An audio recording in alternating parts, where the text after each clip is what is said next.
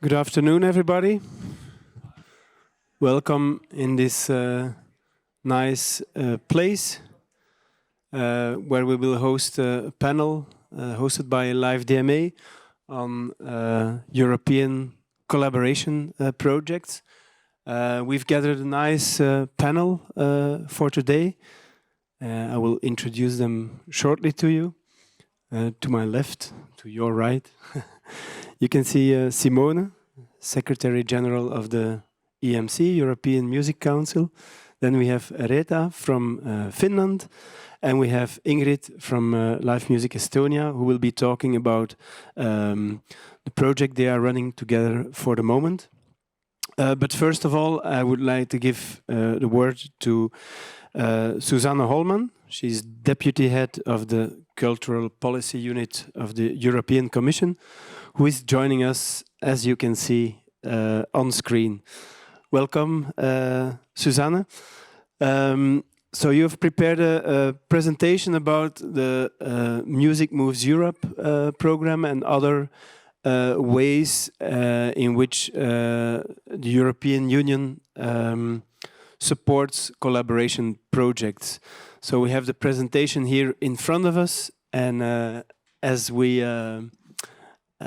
agreed, I will push the button and you will tell me when I can switch to the next button in the presentation. The word is all yours. Okay, thank you, Mark. That's perfect. I have an echo, which is quite unpleasant. We didn't have that at the check. Now it's better. Thank you. You hear me well, I hope. So good morning, almost afternoon from Brussels, and thank you for having me here and for this possibility to introduce this panel. I would love to be there with you. You can imagine that and see you all again live. Unfortunately, that was not possible. So I wanted to explain a little bit what we do in the Commission with the Music Moves Europe initiative. And this Music Moves Europe stands for our effort in the Commission to develop a targeted EU support for music. Music Moves Europe is a truly bottom-up initiative. It started, meanwhile, 6 years ago. And the discussions we have had at the time in the music industry allowed us to identify a number of key challenges for the sector, for the industry. And these talks also confirmed the interest by the sector and its many different players to have EU support to address their concerns, including on the funding side. And the first main result was that the European Parliament secured an additional budget for 3 years from 2018-2020 in a so-called Preparatory Action. And I will come to this in a minute. But this Preparatory Action also gave a significant push to the whole Music Moves Europe initiative, which today can be described along the 4 pillars that you see on the slides. There's a strong policy dimension. There is related to this the whole legal environment and regulatory framework. Of course, the funding for music, mainly under Creative Europe, we will talk about that, and the Preparatory Action, but also other EU funding programs. And then there is the dialogue, the regular and structured dialogue, and the exchanges with the music sector at EU level. Next slide, please. So when we speak about Music Moves Europe, you have, of course, to see the support for music in the bigger picture. And that is, first of all, that the EU, that music comes under cultural policy making. And that is an area where the EU only has a complementary competence, and member states are the driving seat. So we complement the policies and actions taken by the member states.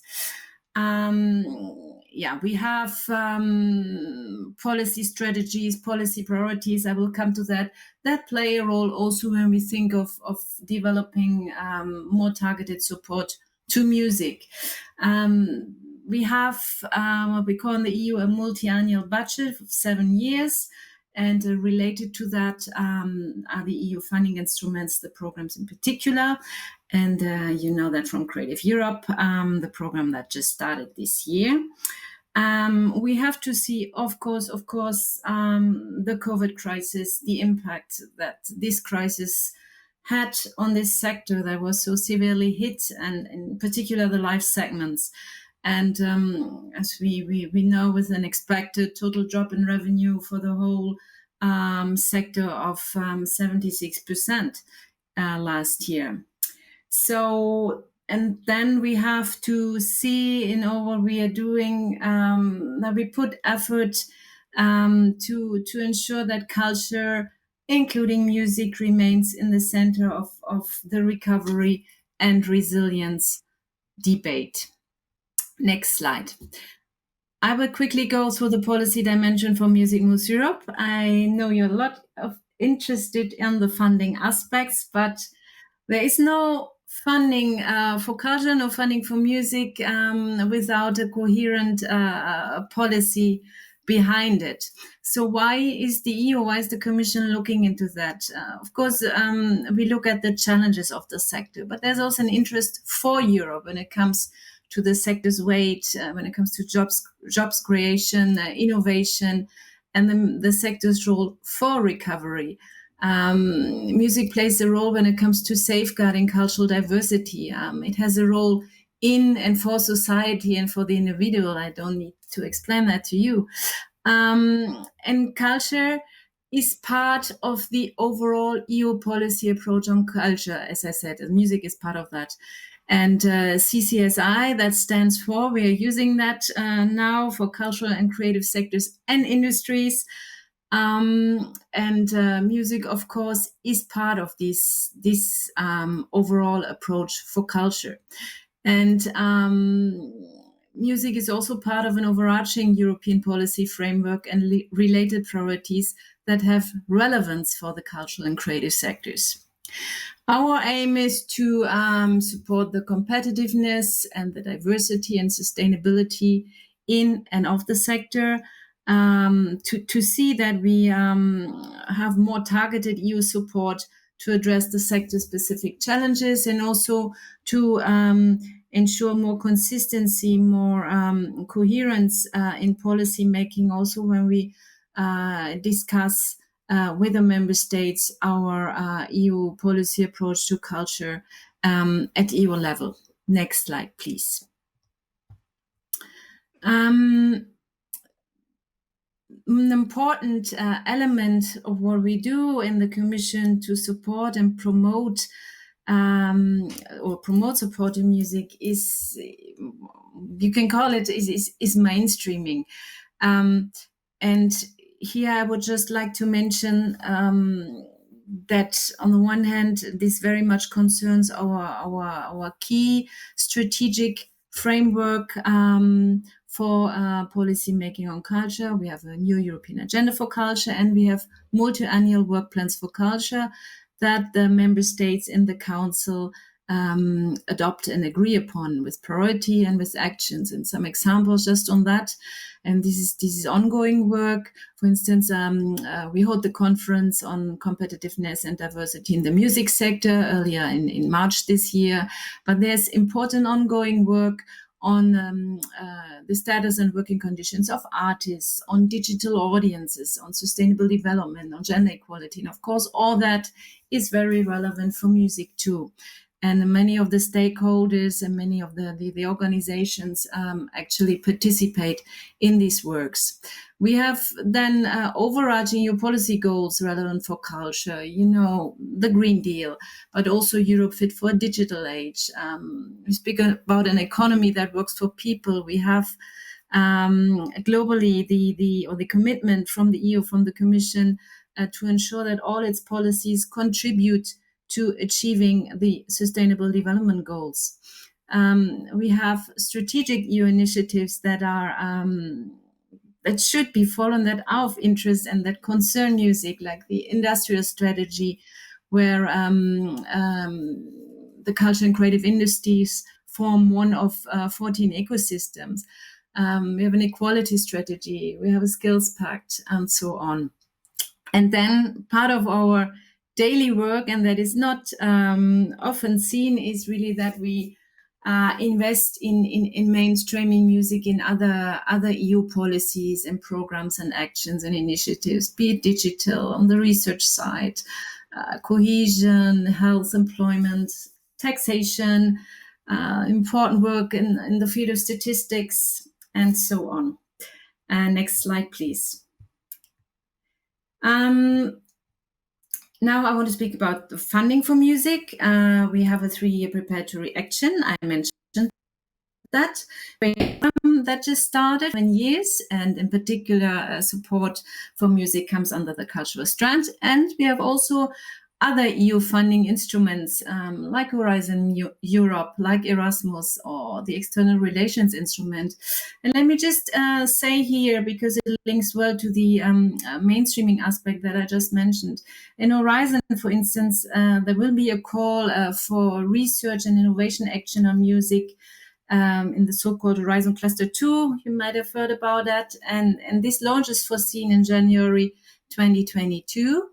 With a deadline for projects around April. And there's a budget of 9 million euro. And this is something probably really of interest. And I just wanted to mention it here to show that a lot is being done to ensure music can be funded also beyond Creative Europe. Next slide, please.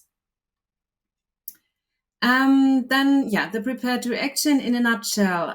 So we got a budget of 7 million euro initiated by the European Parliament.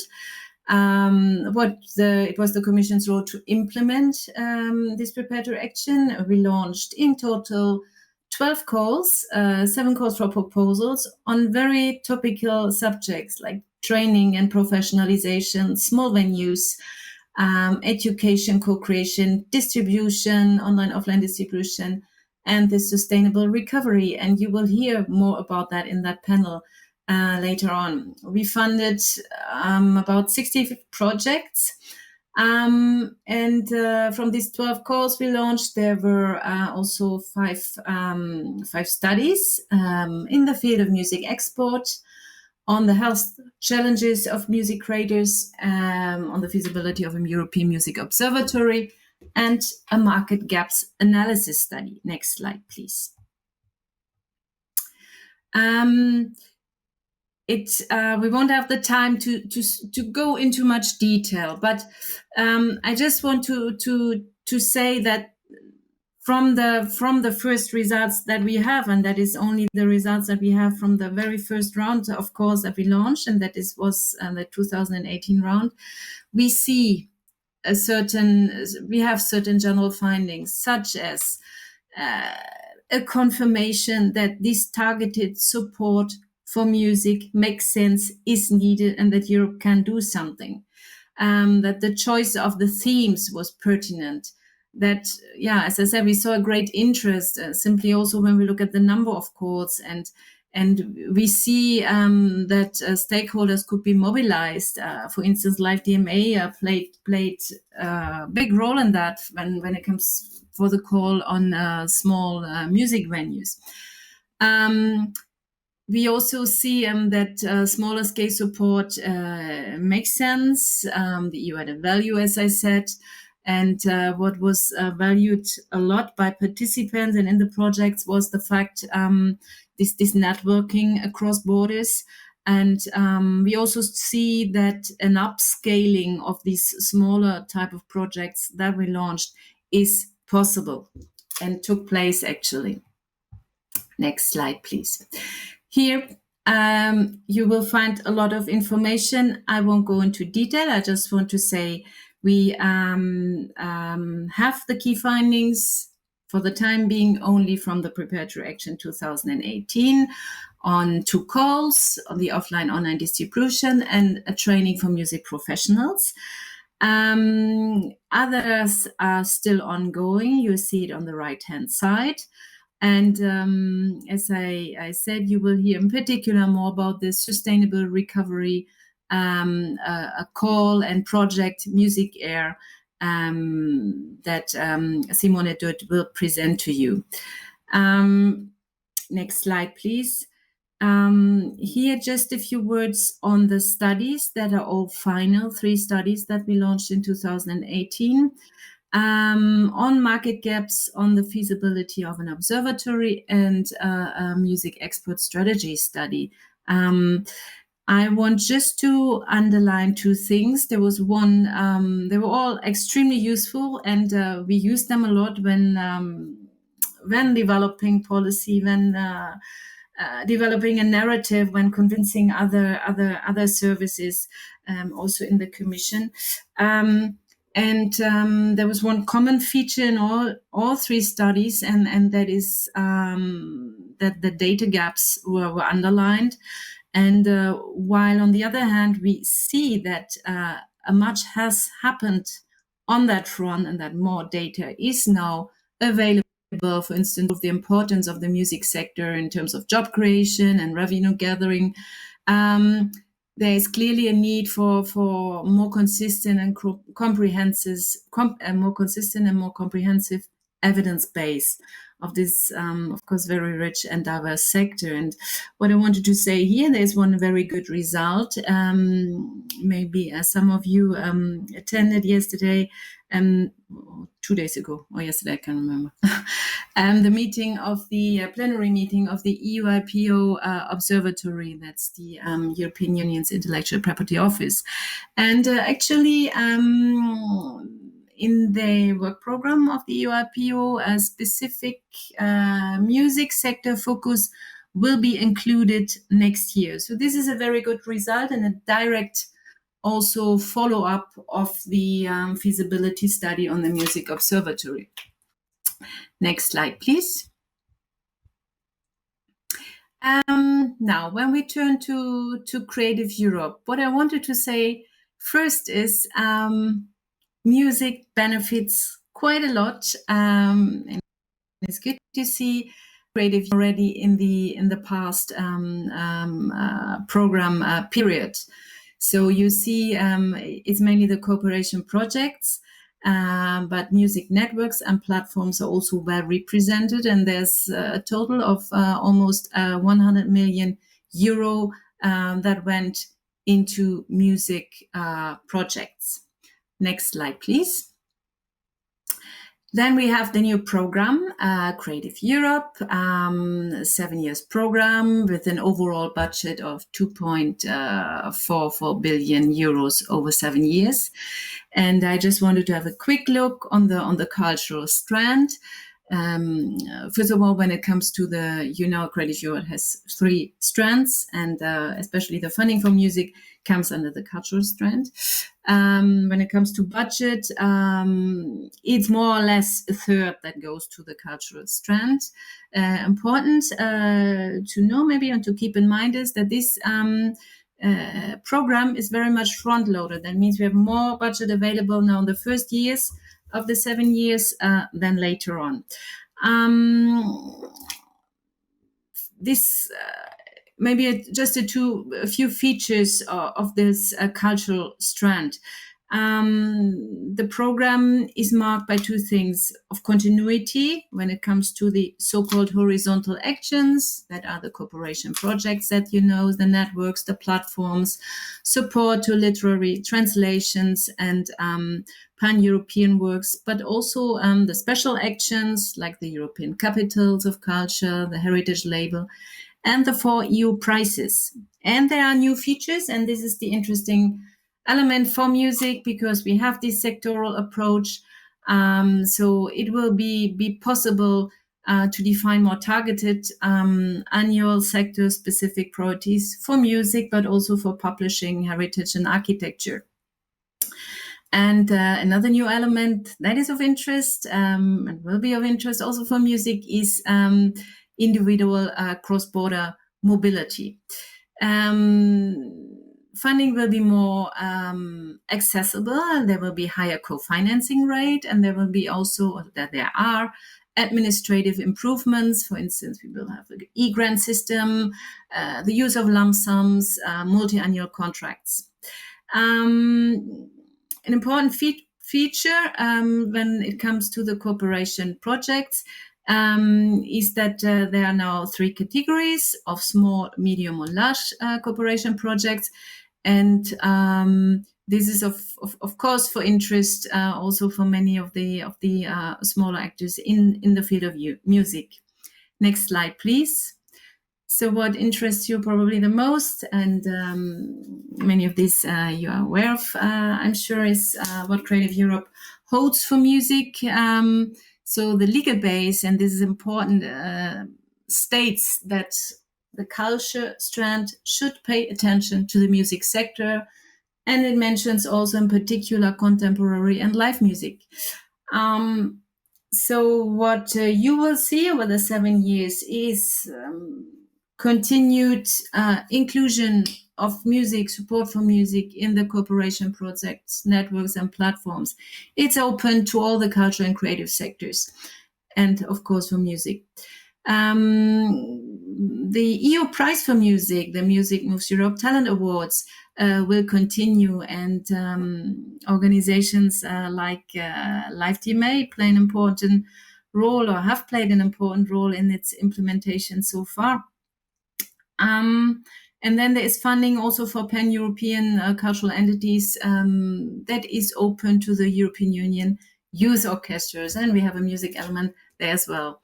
Very importantly, there is this new sectoral action, and as I said, it complements the general priorities, and it allows us to define more targeted annual sector-specific priorities. And for music, on purpose, we kept it very wide to say, under this sectoral action, we can promote diversity, creativity, and innovation in the field of music. We mentioned live performance, the distribution, promotion of all genres, of all musical repertoire in Europe, but also outside of Europe, should be promoted. A focus on training actions, participation in music, the audience development, and data gathering and analysis. So it's extremely wide. Now it's the beauty of the exercise is to put that into practice. And in doing that, we build a lot on the Music Moves Europe initiative, from what I've said until now, and also other findings, especially those results and the experience from the many projects implemented under Creative Europe, and also the dialogue that has taken place with the sector. Next slide, please. On the Creative Europe Work Program 2021, the main calls were launched for the cooperation projects, and just 2 days ago was the deadline for the platforms. And when we look at the cooperation projects, because this is the biggest chunk of the budget, there are 6 priorities that you can read there on the slides, and music organizations and music projects could apply for all those 5, but there's also a sector-specific priorities for music and also the other sectors. And this sector-specific priority means that 10% of the budget of the cooperation projects in 2021 was earmarked for this specific category. And the focus this year was on capacity building. And the only thing I can already say is that this call was met with a lot of interest, and you understand I cannot say more. The evaluation is ongoing, but we are all very, very curious. And then next slide, please. And what is in 2021 for music? So, of course, this specific support under cooperation projects that I just explained. And then there's also other sectoral support. The Music Moves Europe Talent Awards, a new 3 years grant was a call for that was launched. As the work program states, there will also be a specific call to strengthen the dialogue on music with an indicative budget of 500,000 euros. And as we see it now, there will be different elements. There's the EU dialogue, so involving very the EU institutional level. It's my jargon a little bit, the Brussels bubble, really to ensure music is on that agenda. And then, very importantly, an important element is to reach out to key players and professionals from the whole ecosystem. And so there we are reflecting how best to do that and how to best formulate that in the call. And of course, we have to get the member states and the experts from the member states more closely involved in all this. Next slide, please. So to end, what's next for Music Moves Europe? A lot is ongoing. It's extremely complex, and we see that. We also feel there's a little bit of need for strategy and priority setting, especially also in light of the crisis impact and now considering the recovery path. Of course, we see recurrent challenges, priorities, themes around capacity building, digitization, data and transparency, diversity, in different aspects of diversity, also online diversity, cross-border mobility, and the promotion of music across Europe, but also beyond Europe, more globally. And we see the need for close alignment from this policy dimension and the funding. Continued mainstreaming, therefore, is very important into EU policies and programs and the annual work programs. Then we are now reflecting, of course, on the next work program under Creative Europe. And as you can well imagine, there is still obviously very much the recovery context. I cannot say more at this moment. You will understand. Maybe just on the there. So the idea is, the hope is, the aim is to adopt the new work program by the end of the year. Then the Preparatory Action on music. We have the ongoing 2019 projects and studies, and soon we will receive reports and can do the analysis work. And we have the Music Air project that we will hear about now, that was just launched, and where we will have a little bit of a steering role. And we want to strengthen the dialogue on music at EU level. This is very important, and with the member states and with the sector and its professionals. I think this is it from my side. I hope it was very dense, and I tried to be quick. Thank you. Thank you, Susanne. So, warm round of applause for you, and thank you for this overview. Really interesting. I had prepared a number of questions, but you've answered them all. But I see someone who has a question here in the room. Hello, Susanne. Can you hear me, or you see me as well? I can only hear you. Who are you? Hello, can you see me? Is it in the camera now? Okay, hello, here's Mark from Germany, from Berlin. I don't know. What I wanted to, we had the possibility, hello. In Germany, we had the possibility, in 2019, we had the survey on Berlin nightlife, music venues and club life, where we could invest 60,000 euro from the Berlin government. We had it right in Germany from the German government, which was a larger study on 200,000 euro at least, I think.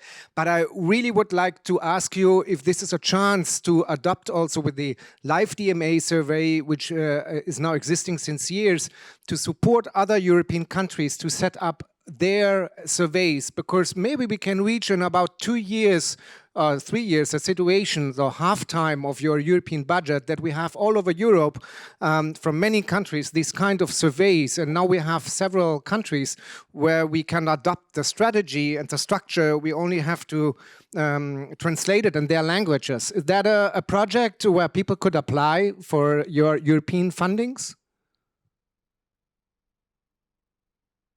A priori, I would say yes, and I also think that could also be a nice theme idea for the dialogue. I mean, in the end, you would need, of course, you will need funding, but you would also need buy-in maybe from the authority side.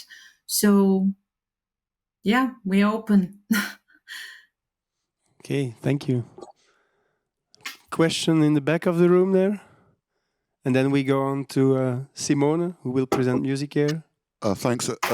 My name's Martin Clunan. I work at the University of Turku in Finland, but I'm originally from the UK. If anybody wants to do a census, just look at uklivemusiccensus.com. There's a free toolkit there where you can, which shows you how to do your own live music and how to do a census of live music in your place. And I'm currently working with colleagues in Finland and Estonia adapting that methodology to a local thing. So it's free and online if you want to have a look. Okay, thanks for sharing.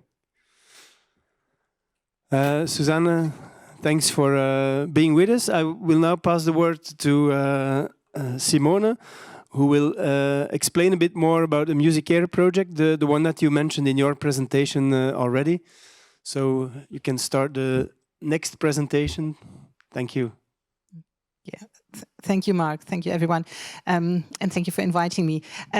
I had originally planned only a presentation on Music Air, but then you said I could quickly say also something about the European Music Council. Who of you has heard of the European Music Council before coming here?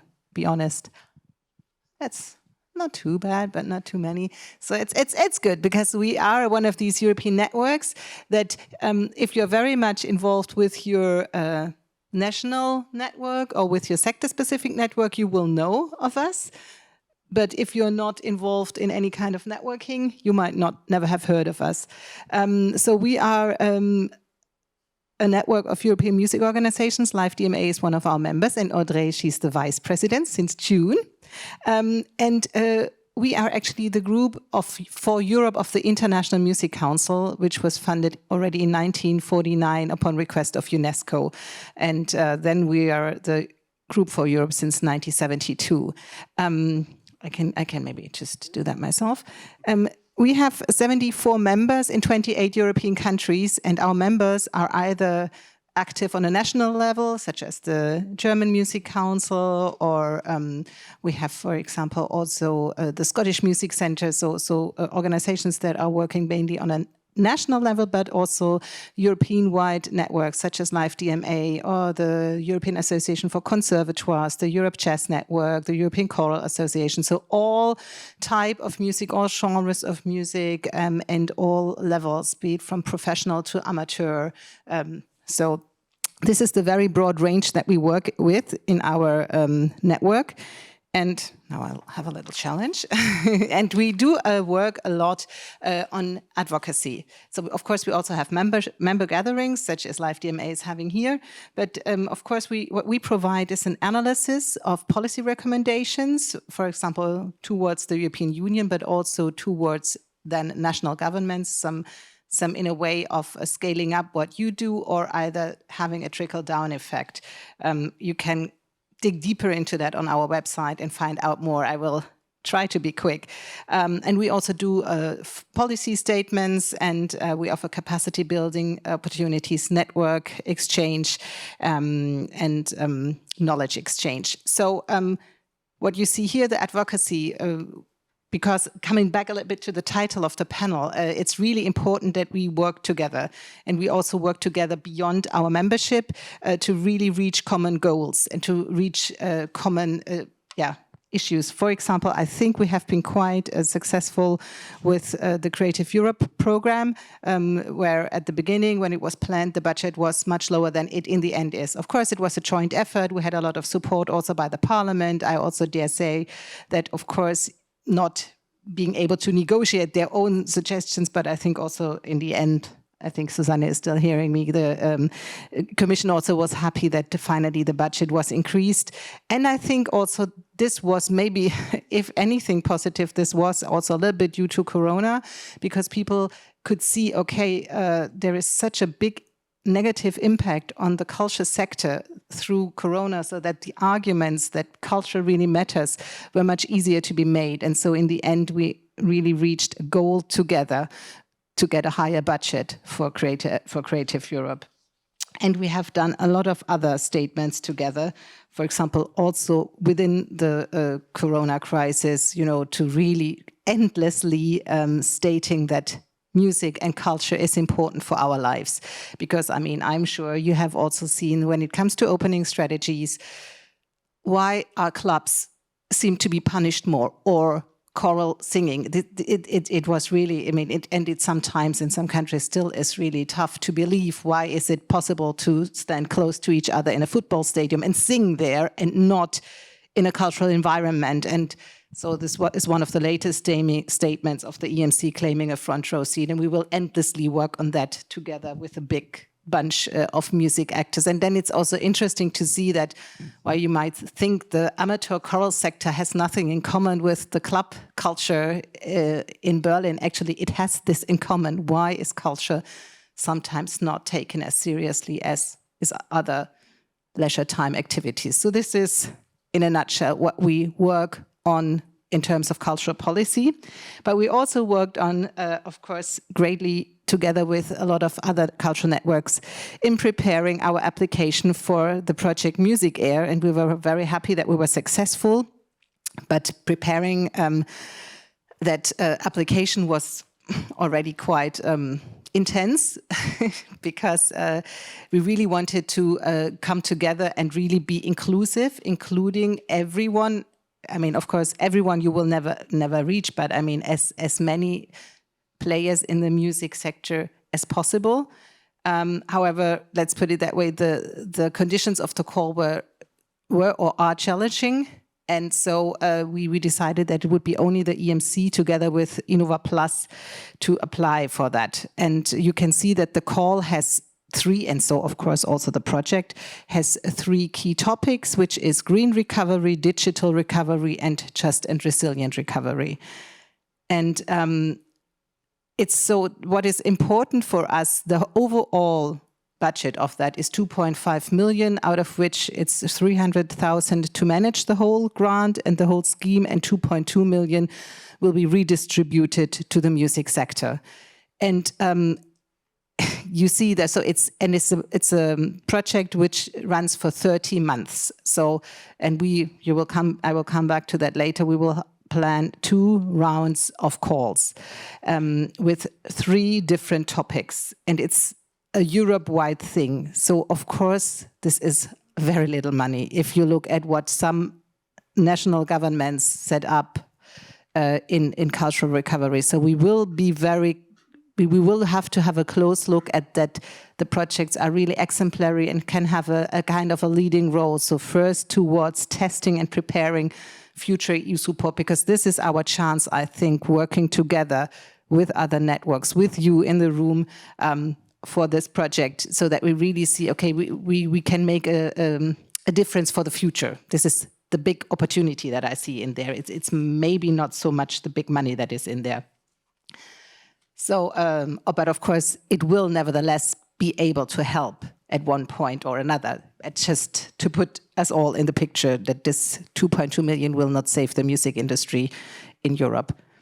So what is coming up now? And what I really would like to ask you all to watch out for your newsletter of Live DMA, or to subscribe to the EMC newsletter. So we will launch a survey where we will specifically ask again about the needs of the music sector post-COVID or in the middle of a transition period. I think we are not completely in a post-COVID environment at all, but what would we need now?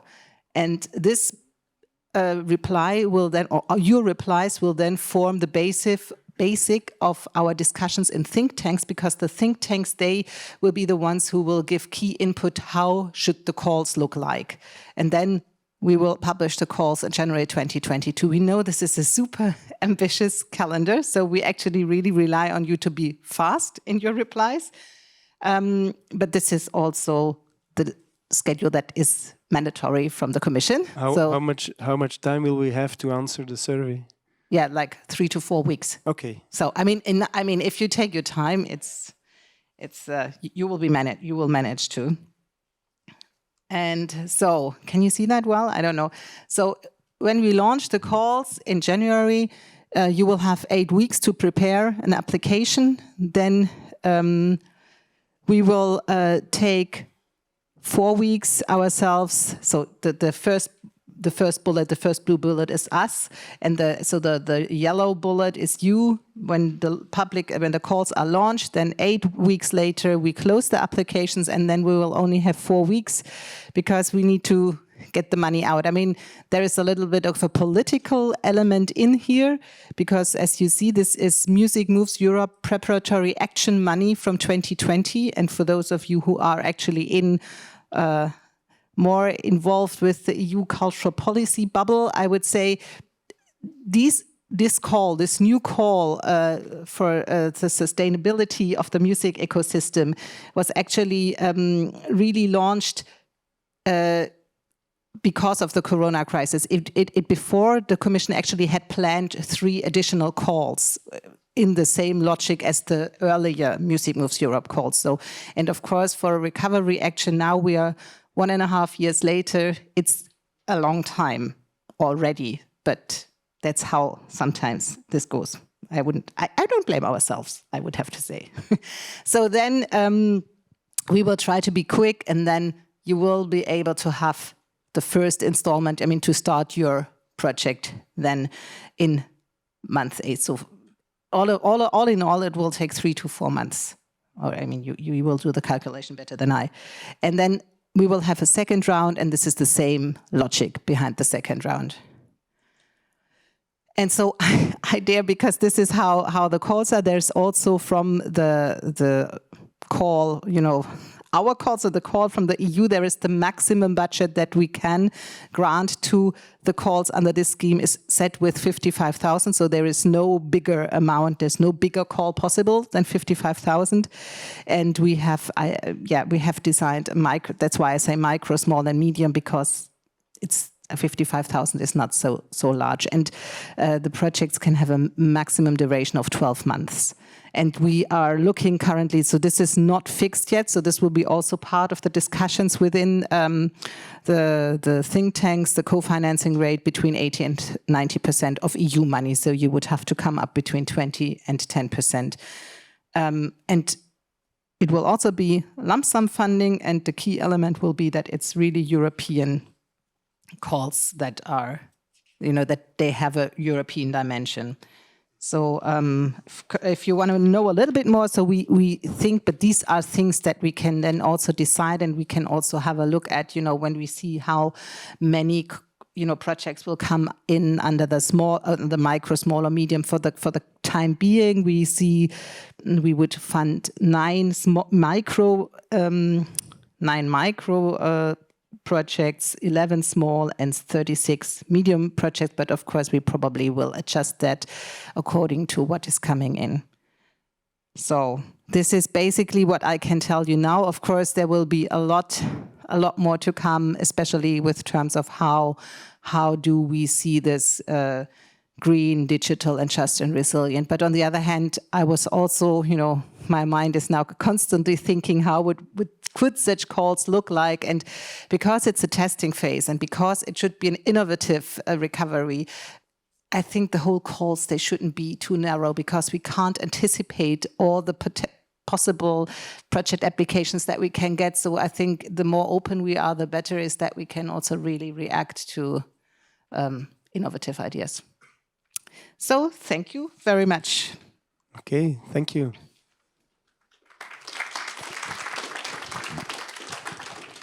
Anyone in the room has a question? Yeah? I just had a quick question about the survey. Who is your target public to reply to the survey? Anyone, really anyone. We really would like to hear the needs. It's a kind of a needs analysis in a very quick way. Was that initially planned to do it that way, with a kind of a survey? Because that's quite innovative, I think. Yes, I think. Yes. Mm-hmm. which is a good thing because it responds I mean, directly to the needs. The whole idea really is what I said. We sat together with a number of networks, and the whole idea really is because we as European Music Council, we know that we have this responsibility towards everyone in the music sector. And it cannot be us because we are not experts in live. We are not experts in digital. We are these generalists, who are not an expert in anything. And that's why we need to consult with you. And this is also, I think, the expectation from the Commission. They wanted to give the music ecosystem itself the right to define what they think is important. That's why we need you. Yeah. Okay, thanks. There's a question, Boris? I wanted to know what will be the next step after this call, because it's a good thing, but it's a small thing. I mean, when we in 24 months, so to say, when all the calls have been out, all the projects, I mean, the first round has already been finalized. And so one important part, of course, is also to provide policy recommendations, and I think also to really provide concrete suggestions, what funding should be included in Creative Europe for the music sector. So, of course, not more money, but really making suggestions what kind of funding is needed. Okay, thanks. Maybe this was still a bit abstract, because it's not concrete yet, but we have two people here who are working on a very concrete project, Rita and Ingrid. Can you tell us a bit more about the project that you are running in under the Music Moves Europe program? I can start. We're doing a cooperation of small music venues. We're having 5 venues from Finland participating and 4 venues from Estonia. And with the help of Professor Martin Klunen sitting back there, we're really trying to do a bit of the survey and see what is really going on there on the venue end. We're researching the venues, we're researching their artists, and we're doing a bit of research on their audience, and we're trying to see it, mapping it together, and also run a bit of a comparison between Finland and Estonia. And what's maybe, even though the survey part is extremely important part of that whole project, then it feels that the venues themselves are the most important part of that project, because, we will get out wonderful data, and it would be nice to present that to all the people at the end of the day. But the venues will have a chance to travel. We have the chance to take them and have the mobility to move them to see each other's venues in different countries, see how it works, what challenges they have, develop things together. And at the end of the day, as a result of using the survey and what they're discussing, we're hoping to develop a strategic communication plan that would help them to have the communication with the local governments so that the venue wouldn't be a problem. It's not a noise generator, but it's someone who's willing to discuss with the local government that what could be the solutions, that they're not the bad guy, but they're the one who's willing to make it better.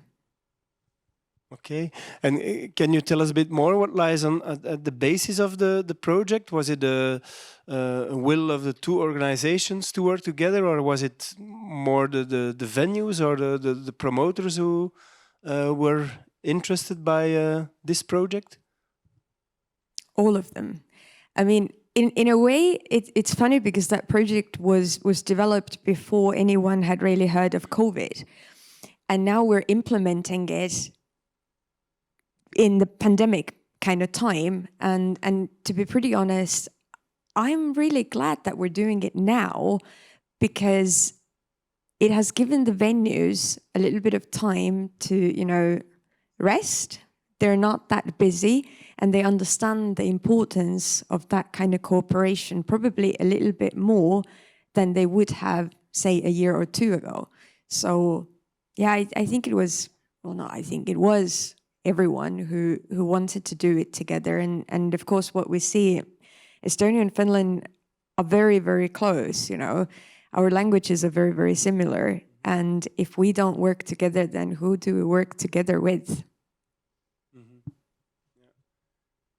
And what were the main obstacles that you are confronting, that you have been confronted with when setting up the project and when running the project? Because it has begun, as far as I know, in July.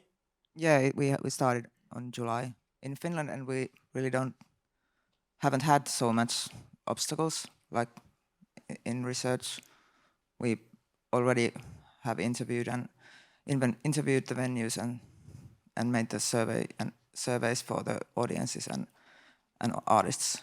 Well, actually the trouble was how to get audience and artists to reply to the survey. So we didn't really get that many answers that we would have wanted. But and do you have already a view on the results of the survey, or is that too early for the It's moment? in the making. Not ready yet. February 2022. Okay, and will you share it with the rest of the world, let's say? Of course. We're not keeping it for ourselves. Yeah. What I was wondering also, this is a project, a collaboration between two countries that are close to each other, that have maybe cultural similarities. Do you see any possibilities to upscale this to more countries? Absolutely. I think it kind of maybe is that type of a pilot project that, you know, if those two can do it, you know, the same could be done in Sweden, Denmark, or Sweden, Norway, you know, why not? I don't know, Spain, Portugal.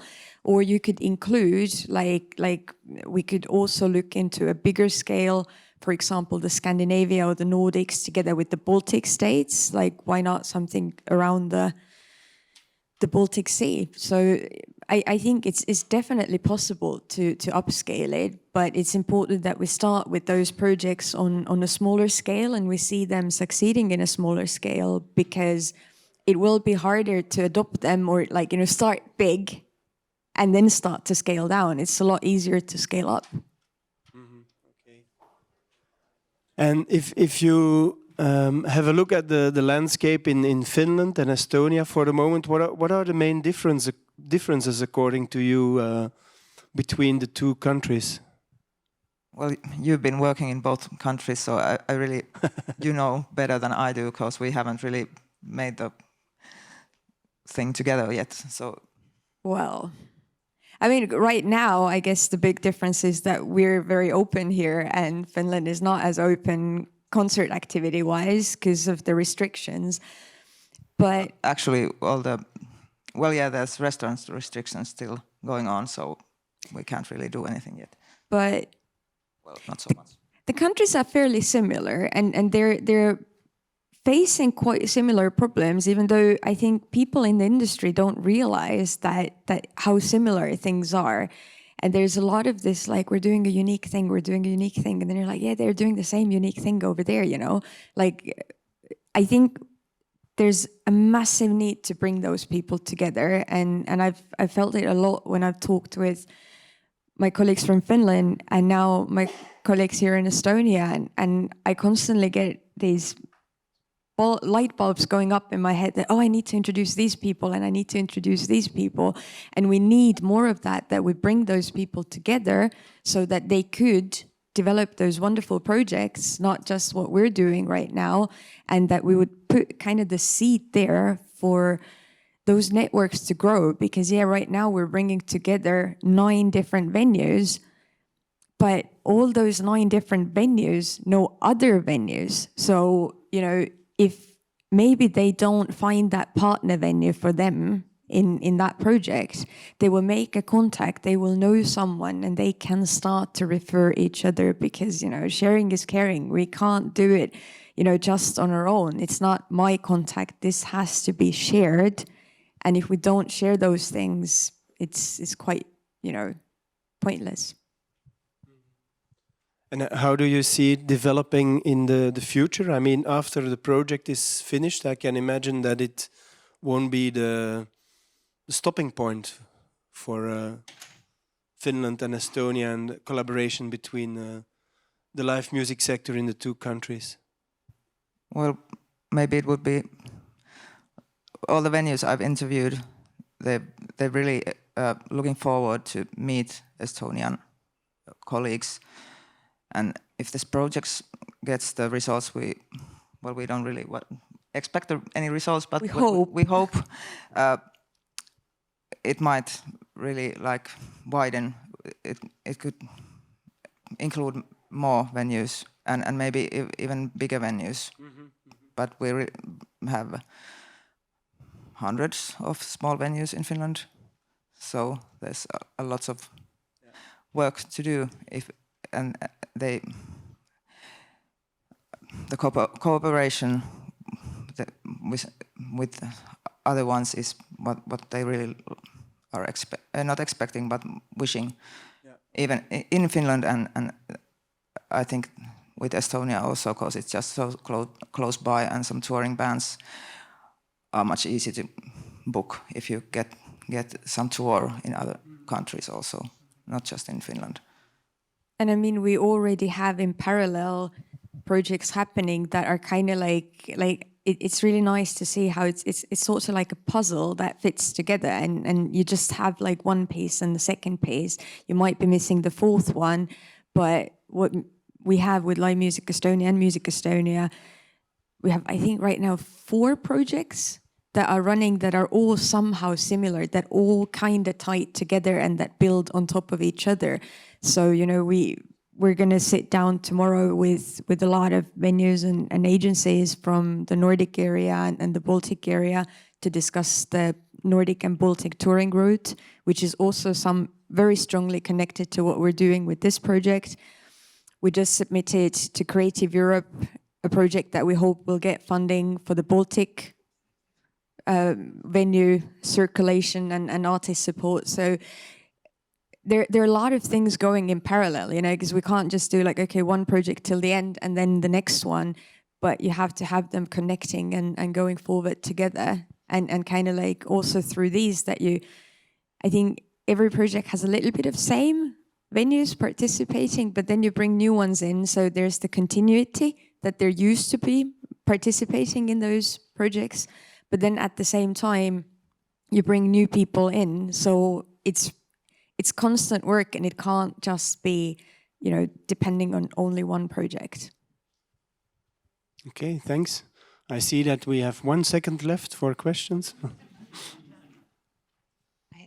I just had a thought when I listened to you, because I'm constantly thinking, okay, how could this European dimension be included in Music Air?